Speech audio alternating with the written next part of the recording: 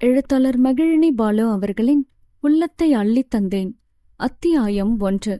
பவானியின் வீட்டில் அந்த அதிகாலையில் சாம்பிராணியின் புகையும் ஊதுபத்தியின் மணமும் வாசனையுள்ள பூக்களின் மணமும் வீடு பூராவும் பரவி வாசனையை கொடுத்தது.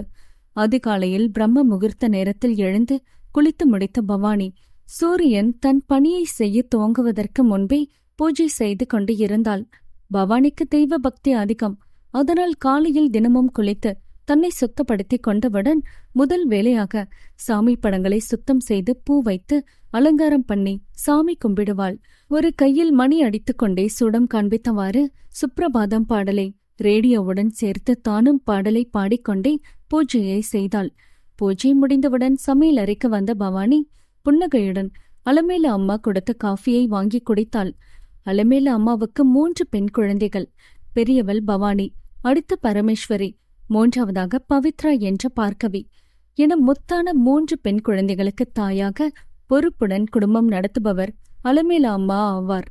நமக்கு ஒரு ஆண் பிள்ளை பிறக்கவில்லை என்கிற கவலை அலமேலுவின் மனதில் ஒரு ஓரத்தில் எந்த நேரமும் அவருக்கு உண்டு. அலமேலுவின் கணவர் வீராசாமி தனியார் பஸ் கம்பெனியில் சாதாரண கணக்கராக வேலை பார்க்கிறார். அவருடைய வருமானம் குடும்ப செலவுக்கு பற்றாக்குறையாகத்தான் இருந்தது. வீட்டு செலவுக்கும் தங்கைகளின் படிப்பு செலவுக்கும் வீட்டில் பணம் பற்றாக்குறையாக இருக்கவும் வீட்டுக்கு மூத்த பெண் பவானி தன்னுடைய கல்லூரியில் இளங்கலை கல்வியை படித்து முடித்தவுடன் வேலை தேடினாள். வீட்டுக்கு அருகில் உள்ள கூட்டுறவு வங்கியில் அப்பாவுக்கு தெரிந்தவரின் உதவியுடன் இன்று வேலைக்கு சேரப்போகிறாள். பவானி 10ஆம் வகுப்பு முடித்தவுடன் டைப்ரைட்டிங் கற்றுக்கொண்டாள். 11ஆம் வகுப்பு தொழில் கல்வியை தேர்வு செய்தாள். அந்த குரூப்பில் சேர்ந்த பிறகும் தன்னுடைய டைப்ரைட்டிங் வகுப்பை தொடர்ந்து கற்றுக்கொண்டு டைப்ரைட்டிங் பரீட்சைக்கான தேர்வு எழுதி டைப்ரைட்டிங் தேர்வில் முதல் வகுப்பில் தேர்ச்சி பெற்று இருந்தாள். 12ஆம் வகுப்பிலும் நல்ல மதிப்பெண் எடுத்து இருக்கவும் அதுவரை சிறிய நகரத்தில் தன்னுடைய வீட்டுக்கு அருகில் உள்ள பள்ளியில் பள்ளி படிப்பை படித்து முடித்து இருந்தாள். அதன் பிறகு பெரிய நகரத்தில் உள்ள கல்லூரியில் சேர்ந்து வணிகவியல் கல்வியை தேர்வு செய்து 3 ஆண்டு கல்வியை ஹாஸ்டலில் தங்கி படித்து முடித்தாள். எப்படியோ வீராசாமியின் குறைந்த வருமானத்திலும் மனைவியின் சிக்கனத்திலும் கிடைத்த பணத்தில் வீராசாமி தன்னுடைய மகளுக்கு கல்லூரிக்கு ஃபீஸ் கட்டி படிக்க வைத்தார். இவளும் நன்கு படித்தாள். பவானியும் தங்களுடைய வீட்டில் உள்ள பண கஷ்டத்தை உணர்ந்தவள். அதனால் அவளும் கஷ்டப்பட்டு நன்கு படித்து பட்டப்படிப்பை படித்து முடித்தாள்.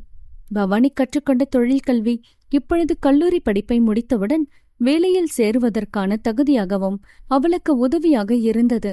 பவானி தன்னுடைய கல்லூரி வரை படித்த படிப்பு சான்றிதழையும் தொழில் கல்விக்கான சான்றிதழையும் எடுத்து சென்று சாமி படங்கள் முன்பு வைத்தாள். இந்த வேலை எனக்கு கிடைக்க வேண்டும் என்று தெய்வத்திடம் கோரிக்கை வைத்து வேண்டிக் கொண்டாள். பவானி சாமியிடம் வேண்டிக் கொண்டபடி வேலை கிடைக்குமா, காதலில் விழுவாளா, எதை சாமி கொடுப்பாரோ பார்ப்போம். அலமேலு டிஃபன் செய்து முடித்தவுடன் தன்னுடைய மகள்களை டிஃபன் சாப்பிட அழைத்தார். பவானி, இதோ வரமா என்று சொல்லியவள் பள்ளிக்கு செல்வதற்காக கிளம்பிக் கொண்டு இருந்த தன்னுடைய தங்கைகளை சாப்பிட கூப்பிட்டாள். 12ஆம் வகுப்பு படிக்கும் பரமேஸ்வரியும் 9ஆம் வகுப்பு படிக்கும் பார்கவியும் பள்ளிக்கு செல்வதற்காக கிளம்பிக் கொண்டு இருந்தனர். தங்கைகளை, வாங்கடா சாப்பிட, பள்ளிக்கு போக நேரமாகிடுச்சு என்று அன்பாக அழைக்கவும், இதோ வரங்கக்கா என்று கூறிய தங்கைகள் இருவரும் அக்காவுடன் வந்து சாப்பிட உட்கார்ந்தனர். அலமேலு மகள்கள் சாப்பிட உட்காரவும் அவர்களுக்கு தட்டி எடுத்து வைத்து பின்பொங்கல் பரிமாறினார். பொங்கல் சூடாக இருக்கவும் பவானி சாப்பாட்டு தட்டை தூக்கி தலைக்கு மேலே ஓடிய சீலிங் ஃபேனில் சாப்பாட்டை காண்பித்துக் கொண்டு இருந்தாள். இந்த விசிறில விசிறி விடுமா, சாத சீக்கிரமா ஆறிடும் என்று வீராசாமி பனைமட்டை விசிறியை பவானியின் கையில் கொடுத்தார். பவானி பதில் எதுவும் சொல்லாமல் விசிறியை வாங்கி 3 பேரின் சாதத்திற்கும் சேர்த்தே விசிறிவிட்டாள். அக்கா விசிறியதை பார்த்த தங்கை பார்கவிக்கு சிரிப்பு வந்தது. இன்றைய காலங்களில் டேபிள் ஃபேன் வாங்கி வைத்து காற்று வாங்காமல் அப்பாவும் இந்த விசிறியை வைத்து விசிற சொல்கிறார். பவானி அக்காவும் அப்பா சொல்லை தட்டாத தங்க பிள்ளை என்று பெயர் வாங்கியவள் அல்லவா, அதனாலதான் அப்பா கொடுத்த விசிறிய வாங்கி விசிறிக்கிறாங்க என்று அக்காவை நினைத்துதான் சிரித்தாள். பவானி இருக்கிற அவசரத்தில் தங்கை சிரித்தது பற்றி எதுவும் சொல்ல தோன்றாமல் விசிறிக்கொண்டே சாப்பிட ஆரம்பித்தாள்.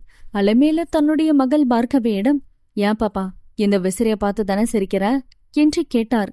அம்மா எப்படியும் நம்மை திட்டுவாங்க என்று அம்மா முகத்தை பார்க்காமல் தட்டில் உள்ள சாதத்தை பார்த்தவாறு பார்கவியும் எதுவும் சொல்லாமல் சாப்பிட ஆரம்பித்தாள். அலமேலு தன் மகளிடம் எந்த பொருளையும் அதன் தரத்தை வைத்து எடை போடக்கூடாது, பொருளின் பயனை வைத்துதான் எந்த பொருளையும் எடை போட வேண்டும் என்று கூறினார். அவள் அதை காதில் வாங்கிக் கொள்ளாமல் தன் வயிற்றை நிரப்ப பொங்கலை சாப்பிட்டுக் கொண்டு இருந்தாள். அலமேலு தன் மகளிடம் செயற்கையாக கிடைக்கும் ஃபேன் காற்றையும் ஏசி காற்றையும் விட இயற்கையாக மரங்களில் இருந்து கிடைக்கும் இயற்கை காற்றுதான் உடம்புக்கு நல்லது. அந்த காலங்களில் வெளியில் இருக்கும்போது மரங்களில் இருந்து கிடைக்கும் இயற்கை காற்றைதான் அனைவரும் விரும்பி அனுபவிப்பார்கள். வீட்டில் இருக்கும்போது இந்த பனை மட்டையில் செய்த இந்த விசிறியில் விசிறினால் நல்ல இயற்கையான காற்றும் கிடைக்கும். இந்த விசிறில விசிறிக்கிறதுனால கிடைக்கிற இந்த இயற்கை காற்று உடம்புக்கு நல்லது என்று சொல்லிக் கொண்டு இருந்தார். இயற்கைக்கும் செயற்கைக்கும் நிறைய வித்தியாசம் இருந்தாலும் நாமும் இயற்கையை விட செயற்கையை தான் அனைவரும் விரும்புகிறோம். இப்படியே அலமேலு அறிவுரைகளை தன் மகளுக்கு வாரி வழங்கிக் கொண்டு இருந்தார். பெற்றவர்கள் அவர்களுடைய பிள்ளைகளுக்கு நல்லது கெட்டதை எடுத்து செல்ல வேண்டியது ஒரு தாயின் கடமையும் அல்லவா? எனவே அலமேலு தன் மகளிடம் சொல்லி முடிப்பதற்குள் பார்கவி அம்மா சொல்வதை காதில் வாங்கிக் கொள்ளாமல் சாப்பிட்டு கை கழுவ சென்று விட்டாள். வீராசாமி குளித்து கிளம்பி வந்து தன்னுடைய மகள்களுடன் அருகில் வந்து சாப்பிட உட்கார்ந்தார். தன்னுடைய மனைவி மகளுக்கு கூறிய அறிவுரையை காதில் வாங்கிக் கொள்ளாமல் செல்வதை கவனித்தவருக்கு தன் மனைவியை பார்க்கவும் சிரிப்பு வந்தது. சத்தமாக சிரித்தால் அலமேலுவுக்கு கோபம் வந்துவிடும் என்று வாய்க்குள்ளேயே மெதுவாகத்தான் சிரித்தார். இந்த காலத்து பிள்ளைங்களுக்கு நாமளும் நல்லது கிட்டதை எடுத்து கூறினா புரிஞ்சுக்கிற அளவுக்கு அவங்களுக்கு பொறுமையும் இல்ல. நாம சொல்ற அறிவுரைய உக்காந்து கேட்கறதுக்கு அவங்களுக்கு நேரமும் இருக்கிறதில்ல என்று நினைத்து கொண்டார். அலமேலு தன்னுடைய கணவர் சிரித்து கொண்டு இருந்ததை பார்த்து விட்டார். என்னங்க, என்னை பார்த்தா உங்களுக்கு கோமலை போல தெரியுதா? நான் பேசினது சரின்னு உங்களோட செல்ல மகளுக்கு அறிவுரை கூறாம என்னை பார்த்து சிரிக்கிறீங்க. என்னை பார்த்தா உங்களோட கண்ணுக்கு பைத்தியம் போல தெரியுதா என்று தன்னுடைய ஆதங்கத்தை கொட்டி தீர்த்தார். வீராசாமி, நாம் இப்பொழுது எந்த விளக்கம் கொடுத்து பேசினாலும் சண்டைதான் வரும். அலுவலகம் செல்லும் நேரத்தில் எதற்கு வம்பு என்று நினைத்தவர் அப்படியே பேச்சை மாற்றி சாப்பிட்டு கை கழுவ சென்ற பவானியிடம், நீ கிளம்பி உன்னோட சர்டிபிகேட் எல்லாம் எடுத்துக்கிட்டு ரெடியாகுமா, இதோ வந்துடுறேன் என்று மகளிடம் சொல்லியவர் தன்னுடைய மனைவி கோபத்தோடு முறைத்து கொண்டே கொடுத்த பொங்கலை வாங்கிய வீராசாமி அவசரமாக சாப்பிட ஆரம்பித்தார். அலமேலுவும் தன் மகள் பவானி இன்று முதல் நாள் வேலை கேட்டு செல்கிற போது எதுக்கு வம்பு என்று அமைதியாக இருந்தார். பரமேஸ்வரிக்கு பொங்கல் என்றால் சாப்பிட பிடிக்காது. அதுவும் நம்முடைய வீட்டில் அடிக்கடி அம்மா இந்த பொங்கலையே செய்து நம்மை வெறுப்பேற்றுகிறார் என்று மனதில் புலம்பிக் கொண்டே தனக்கு பிடிக்காத பொங்கலை வேண்டா வெறுப்பாக சாப்பிட்டுக் கொண்டு இருந்தாள். நம்மை போன்ற நடுத்தர குடும்பங்களில் மளிகை சாமான் அரிசி பருப்பு விற்கிற விலையில் செலவை குறைக்கவும் மாதம் முழுவதும் இருக்கிற பணத்தை வைத்துக்கொண்டு தங்களுடைய செலவுகளை சமாளிப்பதற்காகவும் இப்படி அடிக்கடி பொங்கலை செய்கிறார் என்று நமக்கு நன்கு புரிகிறது. ஆனாலும் இந்த நாக்கும் மனசும் கேட்கவே மாட்டேங்குதே. என்ன செய்ய? நாமளும் பணக்கார வீட்டுல பிறந்திருக்க கூடாதா? அங்க 3 வேளைய நமக்கு பிடிச்ச நல்ல சாப்பாட சாப்பிடலாம், நமக்கு பிடிச்ச தின்பண்டங்களையும் வாங்கி சாப்பிடலாம், நல்ல கலரா பிடிச்ச ட்ரெஸ்ஸ போட்டுக்கலாம் என்று நினைத்து கொண்டே தட்டில் இருந்த பொங்கலை கையில் கிண்டிக் கொண்டே சிந்தனையில் இருந்தாள். அனைவரும் சாப்பிட்டு முடித்தும் இன்னும் இவள் சாப்பாட்டை சாப்பிடாமல் உட்கார்ந்து கொண்டு இருக்கவும் அலமேலு, என்ன பரமேஷ், இன்னும் சாப்பிட்டு முடிக்காம பொங்கல் மசியலன்னு இன்னும் கிண்டிக்கிட்டு இருக்கியா? சீக்கிரமா சாப்பிட்டு எழுந்திரிமா, சாப்பாட்டை வீணாக்காம முழுசும் சாப்பிட்டு முடி, அப்பதான் பள்ளிக்கூடத்துல போய் கவனமா படிக்க முடியும் என்று கூறினார். என்று முனகியவள், இந்த பொங்கலை சாப்பிட்டு பள்ளிக்கூடம் போனதும் நல்லா தூக்கம்தான் வரும். பள்ளிக்கூடத்துல ஆசிரியர் நடத்துற பாடத்தை தாலாட்டா கேட்டுக்கிட்டே நல்லா தூங்க வேண்டியதுதான். இதுல எங்க நல்ல கவனமா படிக்கிறது என்று வெளியில் சத்தமாக சொல்வதற்கு தைரியம் இல்லாததால் மனதில் மட்டுமே நினைத்து கொண்டாள். எப்படியோ பரமேஸ்வரி அம்மாவுக்கு பயந்து கொண்டு பொங்கலை உள்ளே தள்ளி முடித்து கை கழுவ சென்றாள். பவானிக்கு இன்னும் மேல் படிப்பு படிக்க ஆசை இருந்தது. தன்னுடன் கூட படித்த தோழிகள் எல்லாரும் மேல் படிப்பு படிக்கப் போவதாக சொல்லவும் இவளுக்கும் படிக்க ஆசை இருப்பதில் ஆச்சரியம் இல்லையே. வீட்டில் இருக்கும் பண கஷ்டத்தில் அப்பாவின் சம்பளத்தில் நம்மை இவ்வளவு படிக்க வைத்ததே பெரிய விஷயம் என்று நினைத்தவள் படித்தது போதும் என்று வேலை தேட ஆரம்பித்தாள். பவானி தன்னுடைய சர்டிபிகேட் எல்லாம் எடுத்துக்கொண்டு திரும்பவும் சாமியை தரிசனம் செய்துவிட்டு வந்து அவளுடைய அம்மாவிடமும் தங்கைகளிடமும் சொல்லிக்கொண்டு கிளம்பி வெளியில் வந்தாள். அப்பாவுடைய நண்பரும் வீட்டுக்கு வரவும் பவானி தண்ணீர் கொண்டு வந்து அவருக்கு குடிக்க கொடுத்தாள். வீராசாமி தன்னுடைய நண்பருடன் மகளையும் அழைத்து கொண்டு கூட்டுறவு வங்கி அலுவலகத்திற்கு கிளம்பி சென்றனர். அத்தியாயம் 2.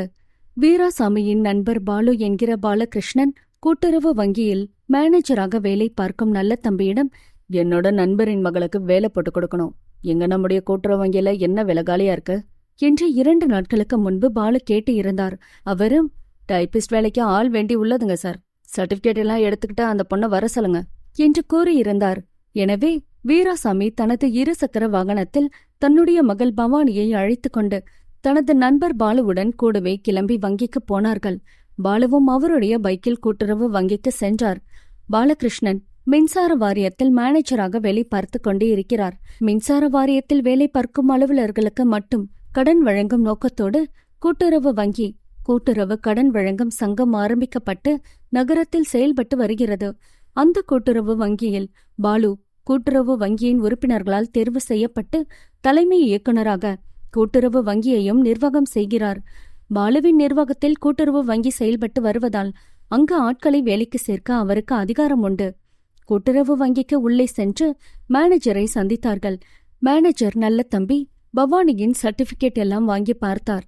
பாலகிருஷ்ணன் இங்கே கூட்டுறவு வங்கியில் இயக்குநராக இருப்பதால் வேலைக்கு ஆட்களை நியமிக்க இவருக்கு அதிகாரம் இருந்தாலும் தகுதியான நபரை தேர்வு செய்ய மேனேஜருக்கும் அதிகாரம் இருப்பதால் இருவரும் சேர்ந்து கலந்து பேசி ஆலோசனை செய்துதான் முடிவெடுக்க வேண்டும். மேனேஜர் பவானியின் சர்டிபிகேட் எல்லாம் வாங்கி பார்த்த பிறகு வேலைக்கு சம்பந்தமான ஒரு சில கேள்விகளை கேட்டு தெரிந்து கொண்டார்.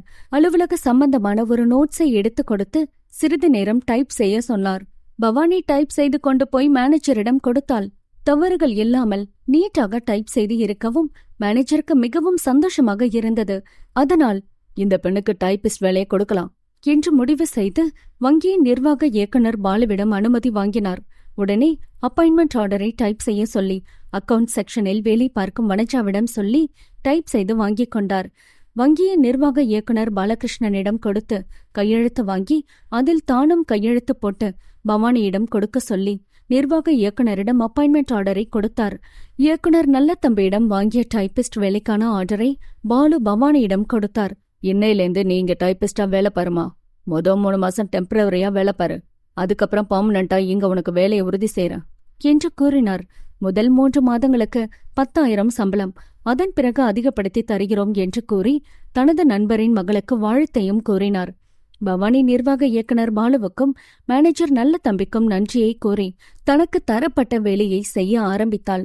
இதுவரை டெம்பரவரியாக வேலை பார்த்த தேவி குரூப் எக்ஸாம் எழுதி தேர்வில் வெற்றி பெறவும் தேவி தனக்கு கிடைத்த வேலையில் சேருவதால் இங்கு வேலைக்கு வரவில்லை என்று எழுதி கையெழுத்து போட்டு கொடுத்துவிட்டு தனக்கு கிடைத்த வேலையில் சேர்ந்து விட்டாள். எனவே இங்கு டைப் செய்ய வேண்டிய வேலைகள் நிறைய இருக்கவும் பவானி வேலைக்கு சேர்ந்தவுடனேயே அப்பாவிடம், நீங்க உங்க அலுவலகத்துக்கு கிளம்புங்கப்பா என்று கூறினாள். பவானியின் அப்பாவும், சரிம்மா, வாழ்த்துக்கள், மதியம் சாப்பாட்டை வீட்டுக்கு போய் சாப்பிட்டுக்க என்று கூறினார். மேனேஜர் நல்ல தம்பி, இன்னைக்கு ஒரு நாள் இங்க பக்கத்துல ஹோட்டல்ல நான் சாப்பாடு வாங்கி தரேன், இன்னைக்கு இங்கே சாப்பிட்டுக்க பவானி, நாளையில இருந்து வீட்டிலேருந்து சாப்பாடு கொண்டு வந்து சாப்பிட்டுக்கலாம் என்று கூறினார். சரிங்க சார் என்று கூறிய பவானி அப்பாவிடம் சொல்லிக்கொண்டு தனக்கு தரப்பட்ட வேலையை பார்க்க ஆரம்பித்தாள். வீராசாமி தனது நண்பர் பாலுவுக்கும் மேனேஜர் நல்ல தம்பிக்கும் நன்றி சொல்லிவிட்டு தனது பணியை கவனிக்க அவருடைய அலுவலகத்திற்கு கிளம்பி சென்றார். பவானிக்கு இங்கு மதியம் சாப்பாட்டு நேரம் வரைக்கும் நிமிரக்கூட முடியாத அளவுக்கு வேலைகள் இருந்து கொண்டே இருந்தது. அலுவலகத்தில் வேலை பார்க்கும் அனைவரும் மதிய சாப்பாட்டை சாப்பிட உட்கார்ந்ததை பார்க்கவும் மேனேஜர் பியூனிடம் பக்கத்தில் உள்ள ஹோட்டலில் பவானிக்கு சாப்பாடு வாங்கி வர சொல்லி பணம் கொடுத்தார். தக்காளி சாதம், தயிர் சாதம் எது வேணும்னு பவானிட்ட கேட்டு வாங்கிட்டு வந்து கொடுப்பா என்று கூறினார். பியூன் பெருமாள் பவானியிடம் சென்று, என்ன சாப்பாடு வாங்கி வரட்டும் மேடம் என்று கேட்டார். பவானி அவரை பார்த்து லைட்டாக புன்னகைத்து, என்ன பவானின்னு கூப்பிடுங்க, வயசுல பெரியவரா இருக்கீங்க, என்ன பேர் சொல்லி கூப்பிட்டா தப்பு இல்ல என்று கூறினாள். இல்லம்மா, இங்க வேலை பார்க்கற எல்லாரையும் மேடம்னு தான் கூப்பிடணும் என்று கூறினார். சரிம்மா, என்ன சாப்பாடு வேணும்னு சொல்லுங்க மேடம், நான் வாங்கிட்டு வரேன் என்று கூறினார். பவானி சிறிது நேரம் யோசித்த பிறகு தக்காளி சாதம் வாங்கிட்டு வாங்க என்று கூறினாள்.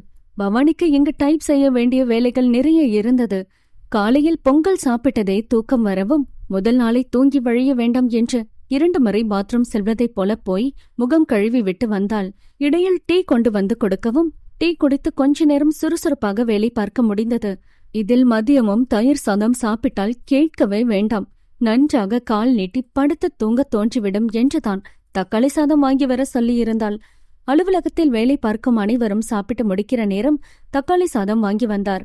பியூன் பவானியிடம் கொடுத்து, இந்தாங்க மேடம், சாதம் சூடா இருக்கும்போதே சாப்பிடுங்க என்று சொல்லி பவானியிடம் சாதம் உள்ள பொட்டலத்தையும் கூடவே ஒரு வடையும் கொடுத்தார். எதுக்குங்க அண்ணா வடையும் வாங்கிட்டு வந்திருக்கீங்க என்று பவானியிடம், சாதத்துக்கு தொட்டுக்க ஊறுகாய் மட்டும்தான் தருவாங்க, இந்த வடையும் வச்சு சாப்பிடுங்க என்று கூறினார். மேனேஜருக்கு வடை வாங்க சொல்ல மனது வரவில்லை. பெருமாள் தன் விருப்பத்திற்கு தான் வடை வாங்கி வந்து கொடுத்து இருந்தார். பவானி கை கழுவி விட்டு வந்து சாப்பிட உட்கார்ந்தாள். சாதம் சுவை சுமாராக இருந்தாலும் வாசனையும் மனமும் மாலை தூக்குகிற அளவுக்கு இருந்தது. பசி வந்து விட்டால் பத்தும் பறந்து போகும், ருசி அறியாது. வயிற்றுக்குள் சாதம் சென்றுவிடும் என்பதைப் போல பவானி சாதத்தை சாப்பிட்டாள்.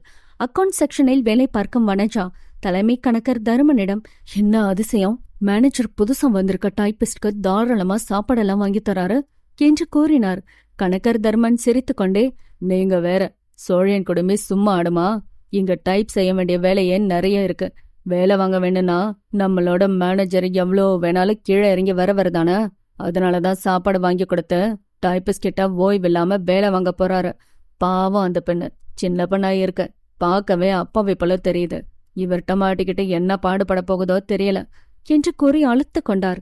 வனஜாவும் தன் பங்குக்கு மேனேஜரை பற்றி, இவரே ஒரு கஞ்சா, இதுல இவரோட காசைய செலவு செய்ய போறாரு, எல்லா அலுவலக கணக்குல எழுதி பணம் எடுத்துக்குவாரு என்று கூறினார். பவானி தக்காளி சாதத்தையும் சாப்பிட்ட பிறகு வடையையும் சாப்பிடவும். இவ்வளவு நேரம் ஓய்வு இல்லாமல் வேலை செய்ததில் அதிக பசியுடன் இருந்தவளுக்கு இப்பொழுது சாப்பிட்டவுடன் வயிறு நிரம்பி உடம்புக்கு தெம்பாக இருந்தது.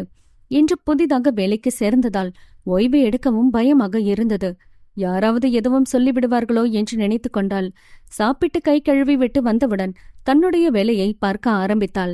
பவானி அதிக அழகு இல்லாவிட்டாலும் பார்க்க லட்சணமாக இருந்தாள். அளவான உடல் வாங்கு, பெண்களுக்கு தேவையான அளவு, உயரம், மாநிறம், கூர்மையான மூக்கு, வில் போன்ற வளைந்த புருவம், மாதுளை நிற உதடு என பார்த்தவுடன் பிடிக்கும் அளவுக்கு அழகான பெண்ணாக இருந்தாள். பவானி தன்னுடைய வேலையில் கவனம் செலுத்தி டைப் செய்து கொண்டு இருந்தாள்.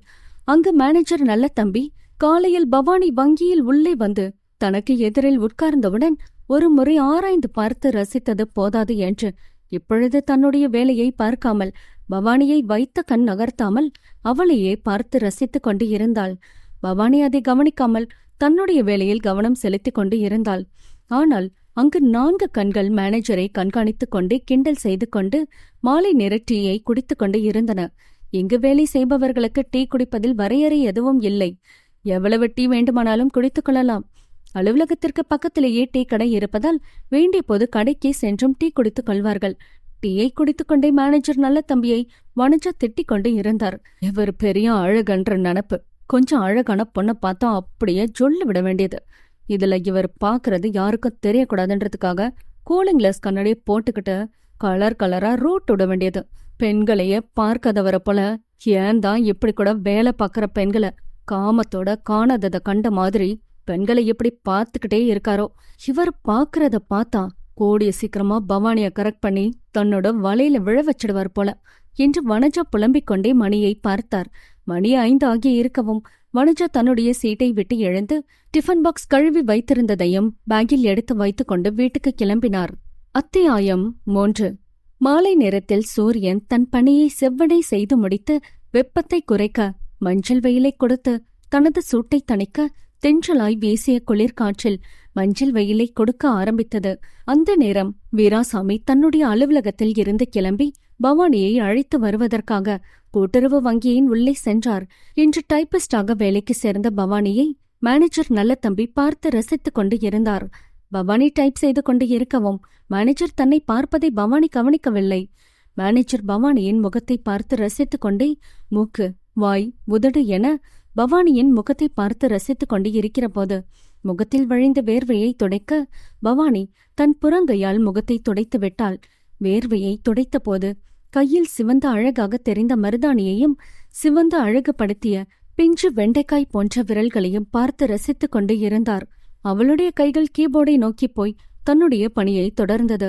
பவானியின் விரல்கள் டைப் செய்யும் நாட்டிய வித்தையை காண்பிக்க ஆரம்பித்தது. அதனால் மேனேஜர் பவானி டைப் செய்ய செய்ய ஒவ்வொரு விரலாக எடுத்து கீபோர்டில் விரலை வைக்கும் போதும் I love you, I love you, I love you என்று டைப் செய்வதாக கற்பனையில் நினைத்து கொண்டு கனவில் மிதக்க ஆரம்பித்தார். மேனேஜர் நல்ல தம்பி பவானியை பார்த்து கொண்டே கனவில் இருக்கவும், பியூன் பெருமாள் மேனேஜர் பக்கத்தில் வந்து சார் சார் என்று 2-3 முறை சத்தமாக கூப்பிடவும் தான் மேனேஜர் நிதானத்திற்கு வந்தார். தன்னுடைய அழகான கனவை கலைத்து விட்டார் என்கிற கோபத்தில், யாயா எப்படி காதுக்கு பக்கத்துல வந்து காட்டு கத்து கத்துற, மெதுவா கூப்பிட மாட்டியா என்று கோபமாக கூறினார். சார், பவானி மேடத்தோட அப்பா பவானிய கூப்பிட வந்திருக்காங்க. நீங்க அவங்க முகத்தையே பாத்துக்கிட்ட நான் கூப்பிடுறத காதுல வாங்கிக்காம உட்கார்ந்துருக்கீங்க. அதனாலதான் நான் அவங்கள கூப்பிட்டேன். எனக்கு இதுவும் வேணும் இன்னமும் வேணும் என்று புலம்பிக் கொண்டே தன் தலையில் அடித்துக்கொண்டு வேறு வேலையை பார்க்க சென்று விட்டார். எவ்வளவு பெரிய பதவியில் இருப்பவர்களுக்கும் சுய கட்டுப்பாடு, நல்ல பழக்க வழக்கம் உள்ளவர்களாகவும் மரியாதை தெரிந்தவர்களாகவும் அடுத்தவர்களை மதிக்க தெரிந்தவர்களாகவும் இருந்தால் மட்டுமே அவர்களுடைய பதவிக்கும் அவர்களுக்கும் உரிய மரியாதை கிடைக்கும். இல்லையென்றால் மேலதிகாரிகள் முன்பு அவர்களிடம் மரியாதையாக பேசினாலும் அவர்களுடைய முதுகுக்கு பின்னாலும், ஏன் சில நேரம் இப்படி மேனேஜர் நல்ல தம்பியைப் போல பெண்களின் மீது தவறான நோக்கத்தோடு பார்ப்பவர்களை பியூனாக இருப்பவர்களும் கூட மதிக்காமல் பியூன் பெருமாளைப் போலதான் பேசுவார்கள். மேனேஜருக்கு இது எல்லாம் தெரிந்தாலும் அவருடைய குணத்தை மாற்றிக்கொள்ள முடிவதில்லை. பியூன் பெருமாள் தன்னுடைய கனவை கலைத்து விட்டார் என்ற கோபத்தில் பியூன் போவதையே பார்த்து கொண்டு இருந்தார். மேனேஜரின் அருகில் வந்த வீராசாமி, மாலை வணக்கம் சார் என்று வணக்கம் வைக்கவும், மேனேஜர் தன்னுடைய கோபத்தை மனதோடு போட்டு புதைத்துக் கொண்டு போலியாக ஒரு புன்னகையை முகத்தில் காண்பித்து பதில் வணக்கம் கூறினார். பவானிக்கு தன்னுடைய அப்பாவை பார்க்கவும் மனதில் இருப்பு கொள்ளவில்லை. மேனேஜர் கிளம்பி போக சொல்ல மாட்டாரா என்கிற தவிப்பில் இருக்கவும், டைப் அடிக்க முடியாமல் மனது தடுமாறி 2-3 முறை தவறுதலாக டைப் அடிக்கவும் திருத்தவுமாகவே இருந்தவள் அப்பா முகத்தையும் மேனேஜர் முகத்தையும் மாறி மாறி பார்த்து கொண்டே இருந்தாள். காசாளர் வேலுவும் தமிழினி உதவி மேலாளரும் வீட்டுக்கு செல்வதற்காக கிளம்பி வந்தனர். பவானி தவிப்பதை பார்த்த தமிழினி, பவானி, வீட்டுக்கு கிளம்ப மனசு வரலையா? உங்க அப்பா எவ்வளவு நேரமா உனக்காக காத்துட்டு இருக்காரு. இப்பவே நேரமாகிடுச்சு, கிளம்புமா பவானி, மீதி வேலையெல்லாம் நாளைக்கு வந்து பாத்துக்கலாம் என்று நாசுக்காக கூறியதுடன் கண்களால் ஜாடையும் காண்பித்தார். இப்படி பேசுவதையும் ஜாடை காண்பித்ததையெல்லாம் கேட்டு பழக்கமில்லாததால் பவானிக்கு அவ்வளவாக புரியவில்லை. மேனேஜர் ஒன்றும் சொல்லவில்லையே என்று தவிப்புடன் பவானி பேப்பரையும் டைப் மிஷினையும் மேனேஜரையும் மணியையும் பார்த்து கொண்டே இருந்தாள். பவானிக்கு புரியாவிட்டாலும் வீராசாமிக்கு புரிந்தது. அதனால் வீராசாமி மேனேஜரிடம், சரிங்க சார், வரோம் என்று சத்தமாகவே கூறினார். சரிங்க சார் என்றவர் அதன் பிறகுதான் மேனேஜர் பவானியை கிளம்புகள் என்று கூறினார். பவானி தனக்கு உத்தரவு கிடைத்த மகிழ்ச்சியில் தன்னுடைய ஹேண்ட்பேக்கை எடுத்துக்கொண்டாள். மேனேஜர் முகத்தை பார்க்காமலேயே, வருங்க சார் என்றவள் துள்ளி குதித்துக் கொண்டே தாயை தேடி செல்லும் கன்றை போல பவானி தன்னுடைய அப்பா பின்னாடியே அவசரமாக கிளம்பி சென்றாள். மேனேஜருக்கு பவானி நம்முடைய முகத்தை கூட பார்க்காமல் வரேங்க சார் என்று சொல்லிவிட்டு சென்றது ஏதோ ஒப்புக்கு கூறி சென்றதில் வருத்தமும் ஏமாற்றமும் ஏற்பட்டது. மனதில் வருத்தமும் ஏமாற்றமும் ஏற்படவும் கவலையுடன் கண்களை மூடிக்கொண்டு நாற்காலியில் சாய்ந்து உட்கார்ந்து இருந்தார். பியூன் பெருமாள் தன்னுடைய அனைத்து வேலைகளையும் முடித்துவிட்டு அலுவலகத்தை போட்டிவிட்டு வீட்டுக்கு கிளம்ப ரெடியாக உட்கார்ந்து இருந்தார். வீராசாமி தன் பின்னாடியே மகள் வருவதை பார்க்கவும் தனது வண்டியை எடுத்தார். பவானி வேகமாக வந்தவள், சாரிப்பா என்று கூறிக்கொண்டே வண்டியில் ஏறி உட்கார்ந்து கொண்டாள். எதுக்குமா சாரி எல்லாம் கேக்குற? நீ தவறு எதுவும் செய்யலையே, பிறகு ஏன் மன்னிப்புன்ற பெரிய வார்த்தையெல்லாம்? அதுவும் அப்பா மகளுக்குள்ள வர வேண்டிய தேவையே இல்லையே இந்த வார்த்தை என்று கூறினார். இல்லப்பா, எனக்காக இவ்ளோ நேரம் காத்துட்டு இருந்தீங்களே, அதுக்குதான் சாரி கேட்டேன் என்றாள். இதுக்கு போய் மன்னிப்பு கேப்பியா? நல்ல பொண்ணுமா நீ. இதுல உன்னோட தவறு என்னமா பவானி இருக்கு? அலுவலகத்துல எல்லாரும் கிளம்பி போன பிறகும் நாள் அதுவும் வேலை பார்த்தது போதும் கிளம்புங்கன்னு சொல்லாம இந்த மேனேஜரை உன்னை வீட்டுக்கு போங்க சொல்லாம உட்கார வச்சு வேலை வாங்கிட்டு இருக்கான். இவனெல்லாம் என்ன டிசைனோ, நான் வந்த பிறகும் உன்னை அனுப்பாம என்னையும் உட்கார வச்சுட்டு வேடிக்கை பார்த்துட்டு இருக்கான். இவன் ஒரு லூசு பைய, சரியான காட்டானா இருப்பான் போல. எதுக்கு அவன்கிட்ட நீ கொஞ்சம் ஜாக்கிரதையா இருமா பவானி என்று கூறினார். அப்பா, எனக்கு நாள் வேலையும் நிறையவே இருந்தது. எனக்கும் வீட்டுக்கு கிளம்புறேன்னு கேக்குறதுக்கு தயக்கமா இருந்தது. அதனாலதான் நானும் அமைதியா இருந்துட்டேன். போங்கப்பா, நீங்க இதுக்கு போய் இவ்ளோ டென்ஷன் ஆகுறீங்களேப்பா என்று செல்லமாக கடிந்து கொண்டாள். சரிம்மா பவானி, பாப்பா நீ கோபிச்சுக்காத, அதை விடுமா. உனக்கு இந்த வேலை பிடிச்சிருக்கா? உனக்கு அலுவலகத்துல பொழுது எப்படி போகுதுமா? உன்னிட்ட அலுவலகத்துல எல்லாரும் நல்லா பழகுறாங்களா என்று கேள்விகளை அடுக்கிக் கொண்டே போனார். அப்பா, நான் இன்னைக்கு ஒரு நாள் தான் அலுவலகம் போயிருக்கேன். அதுக்குள்ள இத்தனை கேள்வி கேட்டா என்ன பதில் சொல்லுவேன்? நான் இன்னும் யார்கிட்டயும் அதிகமா பழகல, பேசவும் நேரம் இல்ல எனக்கு இன்னைக்கு நிறைய வேலை இருந்தது. இன்னைக்கு முழுசும் டைப் அடிக்கிற வேலை தான் பார்த்தேன். போக போக தான் தெரியும் எனக்கு வேலை பிடிச்சிருக்குதா, எல்லாரும் என்கிட்ட எப்படி பழகுறாங்கன்னோ. போக போகத்தான் என்னால சொல்ல முடியும் என்று கூறினாள். இவர்கள் பேசிக்கொண்டே வண்டியில் மெதுவாக வந்தும் வீடு வந்துவிட்டது. அலுவலகத்திற்கும் வீட்டிற்கும் இடையில் ஒரு சிறிய தெரு, சிறிதளவு தூரம்தான். பவானி நடந்தே கூட வந்துவிடலாம் என்று முதல் நாள் எப்படி மகள் வேலை பார்க்கிறதோ என்ற கவலையில் இருக்கவும், வீராசாமி அலுவலகம் முடிந்தவுடன் சீக்கிரமாக கிளம்பி மகளை அழைக்க வந்தார். அப்படியும் இந்த மேனேஜர் பவானியை வீட்டுக்கு விடாமல் வேலை வாங்கிக் கொண்டே இருக்கிறார். நல்ல வேலை, நாம போகவும் இந்த நேரத்திலேயாவது நம்ம மகளை வீட்டுக்கு அழைச்சு வர முடிஞ்சது என்று நினைத்துக்கொண்டே வண்டியை நிறுத்திவிட்டு சாவியை எடுத்துக்கொண்டு உள்ளே சென்றார். பவானி வீட்டின் உள்ளே போய் அம்மா என்று கூப்பிடவும், சமையல் அறையில் இருந்த அலமேலு தன் கணவரின் வண்டி சத்தம் கேட்டு வெளியில் வந்தார். தன் மகள் பவானி உள்ளே வருவதை பார்த்து, வாமா பவானி, வேலை பிடிச்சிருந்ததா என்று கேட்கும்போதே பவானியின் முகம் வாட்டமாக இருக்கவும், பெற்ற தாயிற்கு தன் பிள்ளையின் மனது புரியுமல்லவா, அதுபோல அலமேலு தன்னுடைய மகளின் முகத்தை பார்த்தவர் மகள் அசதியாக இருப்பதை புரிந்து கொண்டார். பவானியிடம் பிறகு எந்த கேள்வியும் கேட்காமல், நீ போய் கை கால் கழுவிட்டு ஃப்ரெஷ்அப் ஆகிட்டு வாமா, டீ போட்டு தரேன் என்று கூறினார். சரிமா என்று பவானி பாத்ரூம் உள்ளே சென்று ஹீட்டரை போட்டு தண்ணீர் நன்கு சூடான பிறகு கை கால்களுக்கு சுடு தண்ணீர் ஊற்றி நீவி விட்டு குளியல் போட்டாள். இன்று ஓய்வு இல்லாமல் உட்கார்ந்து கொண்டே டைப் செய்தது. முதுகு வலியும் கை கால் வலியும் இருக்கவும் சுடு தண்ணீர் வைத்து குளித்தது. உடம்புக்கு வலி குறைந்து இதமாக இருந்தது. தன் கணவரையும் கை கால் கழுவி விட்டு வர சொல்லிவிட்டு டீ போட்டு கொண்டு வந்த அலமேலு அம்மா தன் மகளை இன்னும் வர காணோமே என்று கூப்பிட வந்தார்.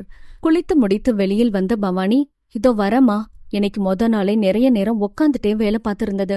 உடம்புக்கு அசதியா இருந்துச்சு. குளிச்சா ஃப்ரெஷ்ஷா இருக்கணும்னு நினைச்சு சுடு தண்ணி போட்டு குளிச்சாமா, அதனாலதான் இவ்வளோ நேரம் என்று கூறிக்கொண்டே வந்தவள் அம்மா கொடுத்த டீயை வாங்கி குடித்தாள். மகள் மதியமும் சாப்பிட வரவில்லையே, பசியுடன் வருவாள் என்று அலமேலு அம்மா வாழைக்காய் இருந்ததை எடுத்து பஜ்ஜி போட்டு வைத்தார். பஜ்ஜி சூடாக இருக்கவும் கணவருக்கும் மகளுக்கும் பஜ்ஜியை தட்டில் வைத்துக் கொடுத்தார். பவானி டீயை குடித்துக்கொண்டே பஜ்ஜியை ரசித்து சாப்பிட்டாள். பவானிக்கு பஜ்ஜியும் டீயும் வயிற்றுக்கு உள்ளே போகவும் வயிறு நிரம்பியதும் தெம்பாக இருந்தது. இவர்கள் டீ குடித்துக் கொண்டு இருக்கும்போதே பார்கவி பள்ளிக்கூடம் முடிந்து வீட்டுக்குள் வந்தவளுக்கு பலகார வாசனை வரவும் அம்மாவிடம் சண்டைக்கு வந்தாள். உங்க செல்ல மக இன்னைக்கு வேலைக்கு போயிட்டு வரவும் பலகாரெல்லாம் செஞ்சு அசத்துறீங்க. நாங்களும் தான் தினமும் பள்ளிக்கூடம் போய் படிச்சுட்டு அசதியா வரோம் என்றாள்.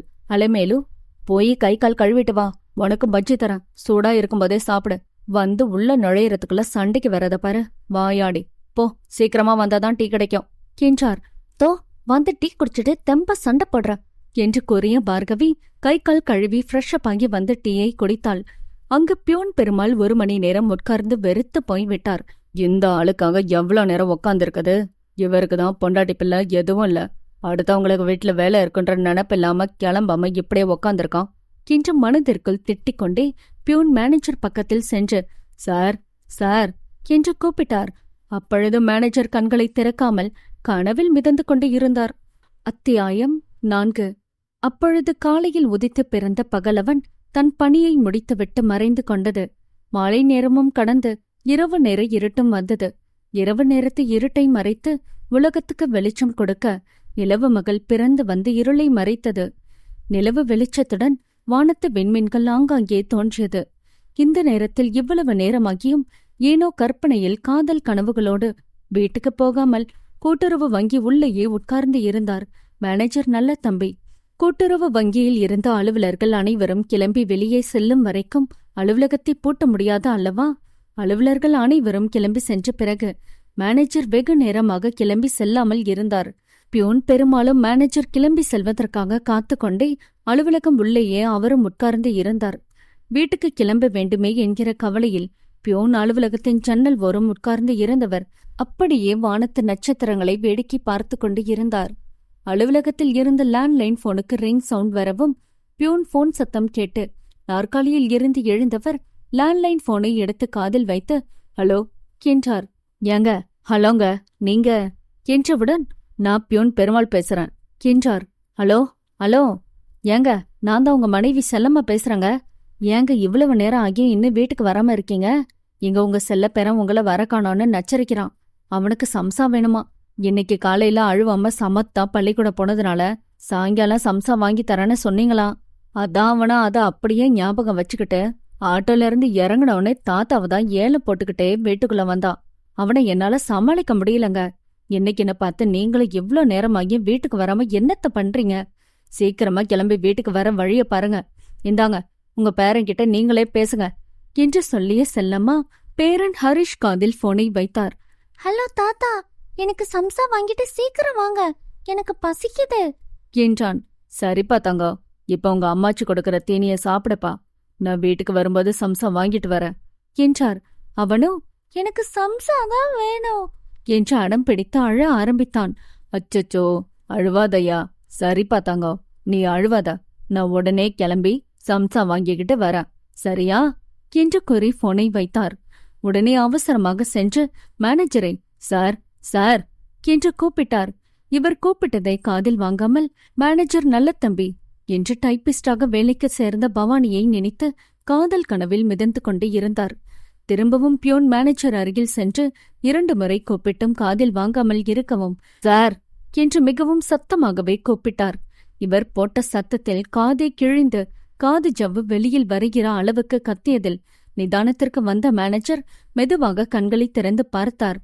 என்ன என்பதைப் போல தன்னுடைய 2 புருவத்தையும் உயர்த்தி என்ன என்பதைப் போல கேட்கவும் பியோனுக்கு கோபம் வந்துவிட்டது. அவருடைய வேலை அலுவலகத்தில் மற்றவர்கள் சொல்வதை செய்யும் பியூனாக இருந்தாலும் அவருக்கு வயதில் பெரியவர். அவருடைய பதவிக்கு மரியாதை கொடுக்காவிட்டாலும் அவருடைய வயதுக்காவது மரியாதை கொடுக்கலாம் அல்லவா? நாமளும் இவ்வளவு நேரமாகியும் அலுவலகத்தில் உட்கார்ந்து கனவு காண்கிறோம். வீட்டுக்கு கிளம்புகிற நேரமாகியும் வங்கியில் இருந்து கிளம்பி போகாமல் இங்கேயே உட்கார்ந்து இருக்கிறோம். இங்கே அலுவலகத்தையும் போட்டாமல் பியூன் காத்து கொண்டு இருக்கிறார். அவரும் வயதானவராக இருந்தும் அவரையும் காத்து கொண்டு இருக்க வைத்து இருக்கிறோம் என்கிற நினைப்பு இல்லாமல் நிறுத்தே நிதானமாக என்ன என்று புருவத்தை உயர்த்துகிறார் என்று பியோனுக்கு சுல்லென கோபம் வந்தது. இப்ப மணி எத்தனை பாருங்க, இங்கே விடியற வரைக்கும் உட்காந்து இருங்க, நானும் இங்கே உட்கார்ந்திருக்கிறேன், நாளைக்கு இப்படியே வேலை பார்த்துக்கலாம் என்று சற்று கோபமாகவே கூறினார். மேனேஜர், ஏயா எவ்வளோ கத்துற? உனக்கு நேரமாகிட்டா நீ கிளம்பி போக வேண்டியது தானே? உன்னை எனக்கு காவலுக்கு இங்கேயே உக்காந்திருக்க சொன்னனா என்று கோபமாகவும் நக்கலாகவும் கூறினார். நான் இவ்ளோ நேரம் இங்கே இருந்தது தப்புதான், எனக்கு இதுவும் வேணும் இன்னமும் வேணும் என்று முனகிக் கொண்டே இதை நீங்க முன்னாடியே சொல்லியிருக்கலாமே என்று இவரும் சற்று கோபமாகவே கூறினார். மடியில் கனம் இருந்தால்தானே வழியில் பயத்துடன் போக வேண்டும் என்று நினைத்தவர், இந்தாங்க அலுவலக சாவி, நீங்களே அலுவலகத்தை பூட்டிக்கிட்டு போங்க, எனக்கும் நேரமாகிடுச்சு. எவ்வளவு நேரமானதுல என்னோட மனைவிட்ட நான் எவ்வளவு திட்டு வாங்க வேணுமோ என்று சொல்லிக்கொண்டே சாவியை மேனேஜரின் டேபிளில் வைத்துவிட்டு பியூன் வீட்டுக்கு கிளம்பினார். வீட்டுக்கு போகிற வழியில் பேரன் கேட்ட சம்சாவை மறக்காமல் வாங்கி தன்னுடைய சாப்பாட்டு குடையில் வைத்துக்கொண்டு சைக்கிள் மிதித்து பழைய நினைவுகளை நினைத்து பார்த்து கொண்டே சென்றார். பெருமாள் சிறு வயதில் பள்ளிக்கூடம் போனாலும் மீதி இருக்கிற நேரத்தில் தன்னுடைய அப்பாவுடன் வயல் வேலைகளை பார்க்க வேண்டியிருந்தது. இவருக்கு சிறு பிள்ளையாக இருக்கும்போதே வயல் வேலைகள் செய்ய உடம்பு வணங்கவில்லை. எனவே நகரத்திற்கு சென்று டீ கடையில் டம்ளர் கழுவிக் கொண்டு இருந்தார். அதன் பிறகு மளிகை கடையில் பொட்டலம் அடிக்கிற வேலையை பார்த்து கொண்டு இருந்தார். டீ கடையில் வேலை செய்யும் போது பழக்கமான அலுவலர் ஒருவரை சந்திக்கும்போது, எங்க அலுவலகத்துல பியூன் வேலை காலியா இருக்கு, வந்து சேர்ந்துக்கங்க என்று அக்கறையுடன் சொன்னவர், நீ அந்த வேலையில சேர்ந்துகிட்டா நீட்டாவும் இருக்கலாம், நீயும் மாசம் மாசம் சம்பளமும் வாங்கலாம், பியூன் வேலையும் கஷ்டமான வேலை இல்ல என்று ஆசை வார்த்தைகளை கூறியதால் பெருமாளும் சரிங்க சார் நான் வரேன் என்று கூறினார். அடுத்த 2 நாளில் மளிகை கடையில் சொல்லிவிட்டு அன்று காலையில் கூட்டுறவு வங்கிக்கு சென்று பியூனாக வேலைக்கு சேர்ந்தார். வேலைக்கு சேர்ந்த கொஞ்ச நாளில் உறவினர் பெண்ணான செல்லம்மாவை பெற்றவர்கள் சம்மதத்துடன் திருமணம் செய்து கொண்டார். நேற்றுதான் திருமணம் நடந்ததைப் போல இருக்கிறது. அதற்குள் 2 பெண்களுக்கு தகப்பனாகி இப்பொழுது தன்னுடைய பேரனுக்கும் தாத்தாவாகிவிட்டோம் என்கிற பழைய நினைவுகளுடன் சைக்கிளை ஓட்டிக்கொண்டு போகிற வழியில் சம்சாவை வாங்கிக் கொண்டார். தன்னுடைய பேரனுக்கு சீக்கிரமாக சம்சாவை கொண்டு போய் கொடுக்க வேண்டும் என்கிற பதட்டமும் கவலையும் இருந்தது. பெருமாளுடைய மகள் வயிற்று பேரன்தான் ஹரிஷ். அவருக்கு 2 மகள்கள். பெரிய பெண்ணை கிராமத்தில் தன்னுடைய உறவினரான மைத்துனர் மகனுக்கு தன் மகளை பெண் கேட்கவும் தட்ட முடியாமல் அவருடைய பையனுக்கு திருமணம் செய்து கொடுத்து இருந்தார். அங்கு கிராமத்தில் அவருடைய மகளுக்கு வசதியில் எந்த குறையும் இல்லை. ஆனால் அவருடைய பெரிய மகளுக்கு இன்னும் குழந்தை பிறக்கவில்லை என்கிற கவலை இருக்கிறது. அதனால் பெருமாள் தனது 2வது மகளை தெரிந்தவர்கள் மூலமாக பெண் கேட்கவும் கொஞ்சம் கூட யோசிக்காமல் சரி என்று சொல்லிவிட்டார். தன்னுடைய பெரிய மகளை உறவினரின் பையனுக்கு ஒரே சொந்த ரத்தத்தில் நெருங்கிய சொந்தத்தில் பெண் கொடுத்ததால்தான் இன்னும் இவளுக்கு குழந்தை பிறக்கவில்லை என்று உறவினர்களும் அவருடைய காதுபடவே பேசினார்கள். கிராமத்தில் உள்ள மக்கள் முன்பு அன்றைய காலங்களில் எல்லாம் உள்ளூரிலேயே உறவினர்களுக்குள் சொந்தம் விட்டு போகாமல் இருக்கவும், தெரியாத இடத்தில் பெண் கொடுக்க விரும்பாமல் உறவினர்களுக்குள் இரத்த சொந்தத்திற்குள்ளேயே பெண் கொடுத்து பெண் எடுப்பார்கள். ஆனால் இன்றைய காலங்களில் இரத்த சொந்தத்தில் பெண் கொடுத்து பெண் எடுத்தால் குழந்தை ஊனமாக பிறக்கும் அல்லது குழந்தை பிறக்காமலும் இருக்க வாய்ப்பு உள்ளது என்று மக்கள் நினைக்கவும் செய்தனர். கிராமத்தில் உள்ளவர்கள் ஊரில் ஒருவருக்கொருவர் வாய்விட்டு பேசவும் ஆரம்பித்தனர். ஊர் மக்கள் இப்படி பேசுவதை கேட்கவும் பெருமாளுக்கும் அந்த சந்தேகம் இருந்தது. அதை நினைவில் வைத்துதான் தன்னுடைய இரண்டாவது மகளை சொந்தத்தில் பெண் கொடுப்பதை விட தெரியாத இடத்தில் பெண் கொடுக்கலாம் என்று நினைத்தார். பெருமாளின் இரண்டாவது மகளை தெரிந்தவர் மூலமாக பெண் கேட்டனர். அப்பொழுது மாப்பிள்ளை பற்றியும் அவரது குடும்பத்தை பற்றியும் நன்கு விசாரித்து தெரிந்து கொண்டவுடன் ரமேஷ் நல்ல பையன் என்று தெரியவும் தன்னுடைய இரண்டாவது மகள் லட்சுமியை திருமணம் செய்து வைத்தார். ரமேஷ் லட்சுமி இவர்களுடைய குழந்தைதான் ஹரிஷ். ஹரிஷ்க்கு அடுத்து அவனுடைய அம்மாவுக்கு பெண் குழந்தை பிறந்து உள்ளது. தன்னுடைய மகள் கைக்குழந்தையை வைத்துக்கொண்டு இவனையும் கவனிக்க சிரமமாக இருக்கும் என்று செல்லம்மா பேரனை தன் வீட்டிற்கு அழைத்து வந்தார். அவனை இங்கேயே படிக்க வைக்கிறார்கள். அவருடைய மகளுக்கு முதலில் பிறந்த செல்ல பேரன் ஹரிஷ். அவனும் எதையாவது கேட்டால் வாங்கித் தராமல் இருக்க முடியாத அல்லவா? அதனால் இன்றும் அவசரமாக சம்சாவை வாங்கிக் கொண்டு செல்கிறோம். நாம் சிறுவயதாக இருக்கும்போது ஏதாவது அப்பா தாத்தாவிடம் ஆசைப்பட்டு கேட்டாலும் வாங்கித் தருவதற்கு அவர்களிடம் காசு பணம் இருந்ததில்லை. ஆனால் நாமளும் வேலைக்கு சென்று சம்பாதிக்கிறோம். நம்மிடம் பணம் இருப்பதால் பேரனை இங்கேயே அழைத்து வந்து வளர்க்கவும் முடிகிறது. அவனுக்கு விருப்பப்பட்டதை கேட்டாலும் வாங்கித் தரவும் முடிகிறது என்று நினைத்து சந்தோஷப்பட்டு கொண்டார். இதோ இப்பொழுதுதான் வேலைக்கு சேர்ந்த மாதிரி இருக்கிறது. அதற்குள் பேரன் பேத்தி எடுத்து தாத்தாவாகிவிட்டோம். இப்பொழுது வயது முதிர்வு ஏற்பட்டு ரிட்டையர்மெண்ட் ஆகிற வயதும் ஆகிவிட்டது. காலம் எவ்வளவு வேகமாக ஓடுகிறது என்று நினைத்த பெருமாள் தன்னுடைய குடும்பத்தை பற்றி நினைத்து கொண்டே வீடு வந்து சேர்ந்தார். அங்கே இவருடைய வரவுக்காக ஹரிஷ் அழுது கொண்டே வெளியில் காத்து கொண்டு இருந்தான். பேரனை பார்த்த பெருமாள் சைக்கிளை ஓரமாக நிறுத்திவிட்டு கை கால் கழுவிவிட்டு வந்தவர் பேரனை அள்ளி அணைத்துக் கொண்டு அவனுடைய கண்களில் இருந்து வந்த கண்ணீரை துடைத்து விட்டவர். அவனுக்கு ஆறுதல் சொல்லி கன்னத்திலும் நெற்றியிலும் முத்தம் வைத்து அவனுடைய அழுகையை நிறுத்தி சம்சாவை கொடுத்து சாப்பிட வைத்தார். செல்லம்மா, வாங்கங்க. ஏங்க இவ்வளவு நேரம்? அலுவலகத்துல வேலை இருந்ததா? யாரோ ஆபீசர் வந்திருக்காங்களா? என்னால இவனை சமாளிக்க முடியல என்று தன் கணவரிடம் கேட்டார். அதை ஏன் கேக்குற? இந்த மேனேஜர் வீட்டுக்கு கிளம்பாம அந்த டைபிஸ்ட் பொண்ணுக்கு ரூட் விட்டுக்கிட்டு காதல் கனவு கண்டுகிட்டே உட்கார்ந்திருக்காரு. அச்சச்சோ, அந்த பொண்ண தொந்தரவு பண்றது இன்னும் விடலையா என்று கேட்ட செல்லம்மாவிடம், நீ வேற, இது வேற பொண்ணு செல்லம்மா என்று கூறினார். அத்தியாயம் 5. பேரன் சம்சா சாப்பிடும் அழகை பார்த்து ரசித்தவர் அவனை சமாதானப்படுத்துவதற்காக, தங்கமே, ஏன் அப்படி அழுது உடம்பு கெடுத்துக்கிற என்று சொல்லி பேரனை கொஞ்சி மகிழ்ந்து அவனுடைய கன்னத்திலும் நெற்றியிலும் முத்தம் வைத்தார். அவருடைய கொஞ்சலில் மகிழ்ந்த ஹரிஷ் அப்படியும் சமாதானமாகாமல் தேம்பிக் கொண்டே இருந்தான். பெருமாள் தான் வாங்கி வந்த சம்சாவில் இன்னொன்றையும் எடுத்து அவன் கையில் கொடுத்து உள்ளே அழைத்து சென்றார். பெற்ற பிள்ளையை விட பேரப்பிள்ளைகளின் மீது பாசமும் அக்கறையும் அதிகமாக இருப்பது இயல்புதானே. அதுபோல பெருமாளுக்கும் பேரன் மீது அதிகமாக பாசம் இருந்தது. செல்லம்மா தன்னுடைய கணவரிடம், ஏங்க, அந்த பாப்பா தான் வேற வேலைக்கு போய்விட்டதா சொன்னீங்களே, அந்த பாப்பா இன்னும் வேலைக்கு வருதுங்களா என்று கேட்டார். அதை ஏன் கேக்குற? அந்த பொண்ணு குரூப் பரீட்சை எழுதுனதுல தெரிச்சு பெறவும் வேறு வேலைக்கு போயிட்டாங்க. அந்த பாப்பாவுக்கு பதிலா இன்னைக்குதான் பவானின்ற பொண்ணு டைபிஸ்ட் வேலைக்கு வந்து சேர்ந்திருக்கு. அந்த பொண்ணை பார்த்தவுடன் துரைக்கு காதல் வந்துருச்சு போல. அதான் அந்த பொண்ணை பார்த்துக்கிட்டே இருந்தவரு பவானி கிளம்பி போன பிறகு அந்த பொண்ணை நினைச்சுக்கிட்டே காதல் கனவு காண ஆரம்பிச்சிட்டாரு. அப்படியாங்க? ஆமா, அந்த பாப்பா பாவம், சின்ன பெண்ணு, அப்பாவியா இருக்குது, அழகாவும் இருக்குது. அதான் அந்த பொண்ணை எப்படியாவது தன்னோட வழிக்கு கொண்டு வந்துடலான்ற நினப்பு அவருக்கு. அதான் பவானி வேலைக்கு வந்த அன்னைக்கே பவானிய பார்த்துக்கிட்டே இருந்தவர அந்த பொண்ணை வீட்டுக்கு அனுப்ப மனசு வராம பார்த்துக்கிட்டே இருந்தாரு.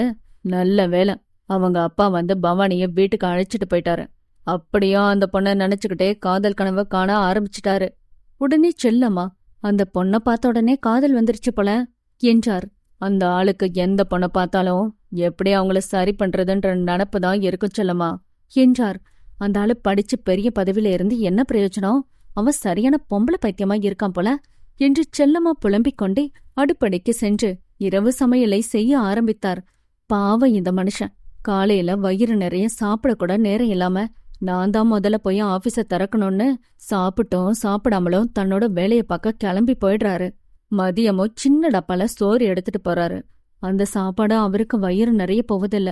இப்ப வீட்டுக்கு வந்து ராத்திரி சாப்பாடாவது வயிறு நிறைய சாப்பிட சொன்னா ராத்திரியில வயிறு நிறைய சாப்பிடக்கூடாதுன்னு சொல்லி என்னோட வாயை அடைச்சிடுறாரு என்று மனதில் நினைத்து கொண்டே அவருக்கு பிடித்ததை விரும்பி சாப்பிடட்டும் என்று சின்ன வெங்காய சட்னியை அரைத்து தாளித்து வைத்தார். இட்லி ஊத்தி எடுத்தவுடன், எங்க வாங்க சாப்பிட நேரமாகிடுச்சு, உங்களுக்கு பசிக்குமேனு இட்லியை ஊத்திட்டேன், இட்லி சூடா இருக்கும்போதே சாப்பிடுங்க என்று செல்லம்மா சொல்லவும் தன் மடியில் உட்கார வைத்து கொஞ்சிக் கொண்டு இருந்த பேரனை அழைத்து கொண்டு, வாயா போய் சாப்பிட்டு படுக்கலாம் என்று சொல்லி அழைத்து சென்றார். இருவரும் கை கழுவி விட்டு வந்து சாப்பிட உட்கார்ந்தனர். செல்லம்மா பாசமாக பரிமாறவும் அவரும் தனக்கு பிடித்த டிஃபனை விரும்பி ரசித்துக் கொண்டே பேரனுக்கும் ஓட்டிவிட்டு கொண்டே சாப்பிட்டார். சாப்பிட்டு முடித்தவுடன் பேரனுக்கு கதை சொல்லிக்கொண்டே படுத்துக்கொண்டார். பியூன் வேலை என்பதால் முதல் ஆளாக காலையில் சீக்கிரமாக கிளம்பி போக வேண்டும். கொஞ்சம் லேட்டாக போனாலும் அந்த மேனேஜரிடம் காலையிலேயே திட்டு வாங்க வேண்டும். பெருமாள் நமக்கு எதுக்கு வம்பு என்று சீக்கிரமாக சாப்பிட்டு படுத்து தூங்கி காலையில் சீக்கிரமாக எழுந்து அவசரமாக கிளம்பி வங்கிக்கு சென்று விடுவார். அப்படியும் அவரிடம் திட்டு வாங்க வேண்டும் என்று நினைத்து கொண்டே படுத்து இருந்தவர் அசதியில் படுத்தவுடன் தூங்கிவிட்டார். காலையில் வழக்கம் போல தன்னுடைய வேலைகளை முடித்தவுடன் அலுவலகம் கிளம்பி சென்றார். நேற்று கோபத்தில் அலுவலக சாவியை மேனேஜரிடம் கோபமாக கொடுத்துவிட்டு வந்தாலும் நம்முடைய வேலை காலையில் முதல் ஆளாக சென்று அலுவலகத்தை திறப்பதுதானே. அதனால் எப்பொழுதும் போல காலையில் கிளம்பி சென்று அலுவலக வாசலில் போய் காத்து கொண்டு இருந்தார். மேனேஜர் எத்தனை மணிக்கு வீட்டுக்கு கிளம்பி போனாரோ தெரியலையே, அவரும் என்ன வரக்கணாமே என்று யோசித்துக் கொண்டு இருக்கும்போது காசாளர் அவசரமாக வந்து தன்னுடைய வண்டியை வேகமாக பக்கத்தில் இருந்த கம்பத்தில் மோதியவாறு நிறுத்தினார். அவர் வண்டியை நிறுத்தும் போதே தெரிந்தது காசாளர் எவ்வளவு கோபமாக இருக்கிறார் என்று பியூனுக்கு புரிந்தது. அதனால் காசாளர் முகத்தை பார்க்காத மாதிரி வேறு பக்கம் திரும்பி நின்று கொண்டார். வேகமாக வந்த காசாளர், இந்தாயா சாவி, நீயே என்ன பார்க்காத மாதிரி கண்டுக்காம இருக்க, உனக்கு என்னைய பார்த்தா இளிச்சவாய் மாதிரி தெரியுதா, இந்தா புடி என்று சாவியை பியூன் கையில் திணித்தார். பியூன் சாவியை வாங்கி அலுவலகத்தை திறந்து விட்டார். உள்ளே சென்று பியூன் ஜன்னல் கதவுகளை திறந்து கொண்டு இருந்தார். காசாளர் பியூன் அருகில் வந்து, ஏயா பெருமாளே, நீ அலுவலகத்தை பூட்டி சாவி எடுத்துட்டு போகலையா? அந்த ஆளுகிட்ட எதுக்கு சாவியை கொடுத்துட்டு போன? ராத்திரி 12 மணிக்கு வந்து பேய் மாதிரி பெல் அடிச்சோம், கதவை தட்டியும் என்னை எழுப்பி சாவியை கொடுத்தாரு. சரியான கிறுக்கனா இருப்பான் போல. இவன் பெல் அடிச்ச சத்தத்துல என்னோட குழந்தை தூக்கத்துல எழுந்து அழ ஆரம்பிச்சிடுச்சு. எங்க மகளை திரும்பவும் சமாதானம் செஞ்சு தூங்க வைக்க ரொம்ப நேரம் ஆகிடுச்சு. இன்னைக்கு வரட்டும், நல்லா 4 கேள்வியை கேட்கறேன் என்று கோபமாக பேசிவிட்டு வருகை பதிவேட்டில் தன்னுடைய வருகைக்கான கையெழுத்தை போட்டுவிட்டு டீ கடைக்கு கிளம்பி சென்றார். அலுவலகம் உள்ளே வந்தவுடன் வந்த வேலையை பார்க்கிறார்களோ இல்லையோ, உள்ளே வந்த வேகத்தில் டீ குடிக்கப் போவது இவருடைய வேலையாக இருக்கிறது என்று பியூன் தன்னுடைய மனதளவில் நினைத்து கொண்டார். பியூன் தன்னுடைய அன்றாட வேலைகளை செய்து கொண்டு இருந்தார். அப்பொழுதுதான் ஒவ்வொருவராக அலுவலகம் உள்ளே வந்தனர். பவானிக்கு முதல் நாள் வேலைகள் அதிகமாக இருந்ததால் உடம்பு அசதியாக இருக்கவும் டீ குடித்தவுடன் போய் படுத்துக் கொண்டாள். பார்கவிக்கு எப்பொழுதும் பாடத்தில் உள்ள சந்தேகம் எல்லாம் சொல்லிக் கொடுத்து அவளை படிக்க சொல்லி பக்கத்தில் உட்கார்ந்து கவனித்துக் கொள்பவள் இன்று பவானி தங்கையிடம் பேசாமல் படுத்துக் கொள்ளவும் பார்கவி டீ குடித்தவுடன் அக்காவை தேடினாள். மா, அக்கா நான் பேசினதுக்காக கொப்பிச்சிட்டாங்களா என்று அம்மாவிடம் கேட்டாள். அவ ஒரு அப்பாவி, அப்படியெல்லாம் விளையாட்டுக்கு சொன்னதுக்காக கோபிச்சுக்க மாட்டா. பவானிக்கு இன்னைக்கு நாள் அதிகமா வேலை பார்த்ததுல அசதியா இருந்தது என்று சொல்லிக் கொண்டு இருந்தாள். அதான் போய் படுத்திருப்பா. நீ போய் படிமா, நான் இரவு உணவு சமைக்கிறேன் என்று சொல்லிவிட்டு அடுப்படைக்கு சென்றார். சமையலை முடித்த அலமேலும் தன்னுடைய பிள்ளைகளையும் கணவரையும் சாப்பிட அழைத்து சாப்பாடு பரிமாறினார். எப்பொழுதும் போல பார்கவி ஒவ்வொருவரையும் கிண்டல் செய்து கொண்டே சாப்பிட்டுக் கொண்டு இருந்தவள் பவானி சாப்பிட உட்காரும்போது டிவியை போட்டுவிட்டாள். டிவியில் பாடல்களை கேட்டுக்கொண்டே அனைவரும் சாப்பிட்டனர். அப்பொழுது டிவியில் ஆட்டுக்கார அலமேலு படத்தின் பாடலை பாடிக்கொண்டு இருக்கவும் பார்கவி தன் அம்மாவிடம், அம்மா, உங்க பேர்ல ஆட்டுக்கார அலமேலு படத்தோட பாடலும் டிவியில வருது. ஏம்மா, இந்த படத்தை பார்த்துதான் உங்களுக்கு அம்மாச்சி அலமேலுன்னு பேர் வச்சாங்களா? அம்மாச்சிக்கு டேஸ்டே தெரியல, இப்படி அழகான அம்மாவுக்கு அலமேலுன்னு பேர் வச்சிருக்காங்க என்று சொல்லவும் வீராசாமியும் பரமேஸ்வரியும் சிரித்தனர். அலமேலுவுக்கு மகள் பேசியதில் ஒரு மாதிரியாக இருந்தது. ஆனாலும் வெளியில் காட்டிக்கொள்ளாமல் மறைத்துக் கொண்டார். பவானி தன் தங்கை பார்கவியை அதட்டினாள். சும்மா இரு பார்கவி, அம்மா முகமே வாடிடுச்சு பாரு, அம்மா கோபிச்சுக்க போறாங்க என்று தங்கையை அதட்டினாள். அலமேலு தன்னுடைய வருத்தத்தை முகத்தில் காண்பித்துக் கொள்ளாமல் மகளிடம், அப்படி என் பேரை பழிக்காதம்மா, எங்க அம்மா வீட்டு குலதெய்வம் அலமேலு மங்கம்மாள் பெயரைத்தான் எனக்கு வச்சிருக்காங்க. பொதுவா குலதெய்வ சாமி பெயரையோ அல்லது குலசாமியோட பெயரின் முதல் எழுத்தில் வரும் பெயரையோ குழந்தை பிறந்தவுடனே குழந்தைக்கு பெயர் வைப்பாங்க. நான் பிறந்தவுடனே எனக்கு உடம்பு முடியாம போகவும் குலசாமிகிட்ட வேண்டிக்கிட்டு எங்க அம்மாவுக்கு குழந்தையா பிறந்த எனக்கு சாமி பெரிய அலமேலுன்னு வச்சு சாமிட்ட அவளுக்கு நீண்ட ஆயுள கொடுங்கன்னு வேண்டிக்கிட்டாரு. அது போலவே நம்முடைய அப்பா வீட்டு குலசாமி பச்சாயா அம்மா பெயரின் முதல் எழுத்தில் உங்களுக்கு பவானி பரமேஸ்வரி பார்கவி என பெயர் வச்சிருக்கோம் என்று கூறினார். அம்மா சாரிமா என்று பார்கவி சொல்லவும், சரி விடுமா, எதுக்கு சாரி கேக்குற, விடுமா, விளையாட்டுக்கு தானே சொன்ன என்றார். அனைவரும் சாப்பிட்டு முடித்தவுடன் தட்டை எடுத்து வைத்த பவானி அம்மாவுக்கு உதவியாக வேலை எதுவும் செய்யாமல் போய் படுத்துக் கொண்டாள். பவானிக்கு உடம்பு அசதியாக இருக்கவும் இன்று படுத்தவுடன் தூங்கிவிட்டாள்.